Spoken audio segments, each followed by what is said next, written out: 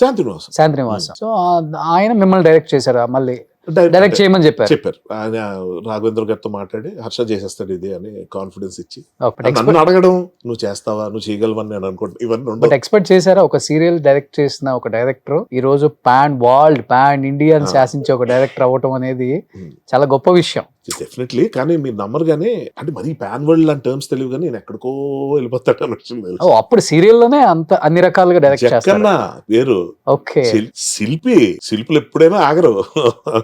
Everything lies in detailing boss. Success అన్నది detailing తో వస్తుంది. ఆ డీటెయిలింగ్ ఎవరు బాగా అర్థమయ్యేలాగా చక్కగా చేస్తారు వాళ్ళు ఎప్పటికీ ఎదుగుతూనే ఉంటారు. కలుస్తుంటారు అప్పుడప్పుడు అబ్బే. ఫోన్ లో కూడా. బాహుబలిలో ఒకసారి ఒక క్యారెక్టర్ ఆఫర్ చేస్తే వెళ్ళాను, అది చేయలేకపోయాను. నాకు వేరే పరిస్థితి వచ్చి అనుకున్నాను ఇంకా అయిపోయింది మనం కంప్లీట్ గా. అంటే అప్పటికే చాలా లేట్ అయింది, చాలా సినిమాలు మిస్ అవుతూ వచ్చాను, అదంతా ఓకే. గానీ బాహుబలిలో ఒక రోల్ ఆఫర్ చేశారు, నేను అంతా ఓకే అనుకున్నాను. కానీ ఇటువైపు నాకు మనం సినిమా డైలాగులు రాయాల్సిన పరిస్థితి వచ్చింది. దానికోసం 4 రోజులు కంప్లీట్ కేటాయించాలన్న కండిషన్ ఒకటి వచ్చింది.